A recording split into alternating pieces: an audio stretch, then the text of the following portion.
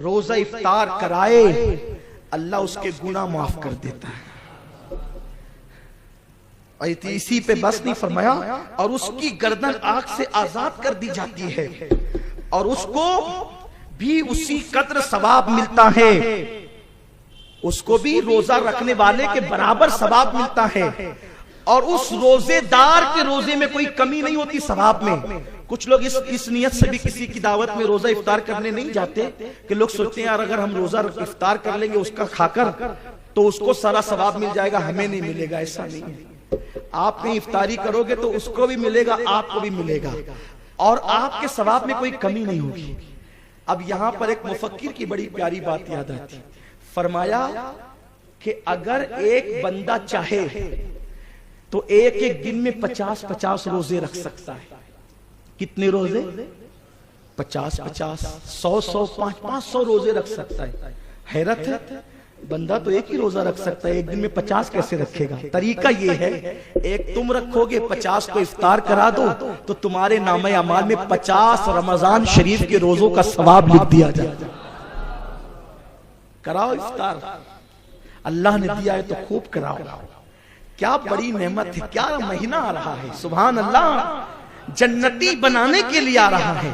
हम तो माइल का करम है, कोई साइल ही नहीं, राह दिखलाए किसे, राह रवे मंजिल ही नहीं। सवाब में कमी नहीं होती रोजादार के, सवाब के बराबर मिलता, फिर सारे गुनाह माफ हो जाते हैं। अच्छा, यहाँ पर कुछ लोग बहस करते हैं, मैं उन बहस करने वालों से हाथ जोड़ता हूँ, मेरा पीछा छोड़ो। लोग कहते हैं नफिल सिर्फ वो छोटे छोटे गुनाह माफ होते हैं। कौन से छोटे छोटे माफ होते हैं, बड़े माफ नहीं करता अल्लाह। मैं कहता हूँ खुदा के लिए आप अपनी तहकीक अपने पास रखें। हुजूर ने कह दिया ना गुनाह माफ होते हैं, हमारा ईमान है सब माफ होते हैं। हुजूर ने कैद नहीं लगाई, अब कोई कैद न लगाए, मेरे आका ने कह दिया हमारा ईमान है। और फिर हुजूर के कहने पे जो जैसा यकीन रखेगा उसको फैजान भी वैसा ही मिलेगा। बाज मुहक्किकीन ने कहा है ना कि जब कोई कब्र में जाता है, जब कोई मोमिन कब्र में जाता है तो उसको हुजूर की तस्वीर दिखाई जाती है। बाज लोगों ने कहा कि हुजूर की कब्र से और उसकी कब्र के दरमियान से पर्दे उठा दिए जाते हैं और वहां से दिखाया जाता है, उसकी कब्र से हुजूर की कब्र तक पर्दे उठाकर उसको वहां से दिखा दिया जाता है। तो किसी मुफक्किर ने कहा फिर वो 7 समुंदर कहाँ चले गए, वो सहरा कहाँ चले गए? इस तरह इसने बहुत ले दे और बहस की लोगों ने। हम तो इश्क के बंदे हैं ना, मेरे इमाम ने कहा हम इश्क के बंदे हैं, क्यों बात पढ़ाई है। कोई कहता है तस्वीर दिखाई जाती है, कोई कहते हैं पर्दे उठाए जाते, कोई कहता है कि हुजूर खुद तशरीफ लाते हैं। अब इस पे फकीर का कहना यह है कि जो मौकिफ रखेगा, जो जैसा अकीदा रखेगा, जो रखेगा कि तस्वीर दिखाई जाती है उसको तस्वीर ही दिखाई जाएगी, जो कहेगा पर्दे उठाए जाते उसको पर्दे उठाए जाएंगे, और जो अकीदा रखेगा कि हुजूर तशरीफ लाते हैं तो हुजूर तशरीफ लाए। उनके करम से जैसी उम्मीद होगी फैजान वैसा ही मिलेगा।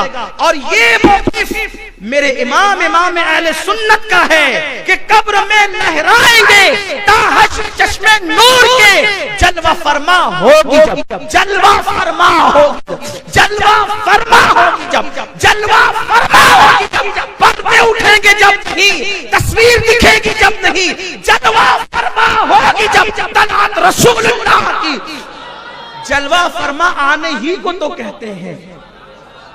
कौन कहता है मेरी कब्र अंधेरी होगी?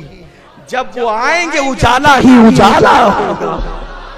जब वो आएंगे तो हुजूर के फरमान पे जो जैसा यकीन रखे फैज वैसा ही पाता है। तो सरकार ने फरमाया जो इफ्तार कराएगा अल्लाह उसके गुनाहों को माफ कर देगा। हुजूर आपके करम से उम्मीद है, वो तो निहायत सस्ता सौदा बेच रहे हैं जन्नत का, हम मुफलिस क्या मोल चुकाएं, अपना हाथ ही खाली है। हुजूर ने कह दिया गुनाह माफ होते, हुजूर हमें यकीन है सगीरा भी माफ होती है और कबीरा भी माफ होते हैं। और उसके करम के आगे सगीरा क्या है और कबीरा क्या है?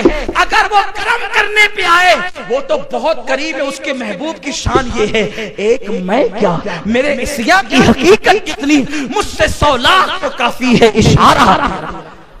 वो इशारा कर दे तो 100 लाख बख्शे जाएं, और वो फरमा दे कि रोजे इफ्तार कराने वाले की कि गुनाह माफ।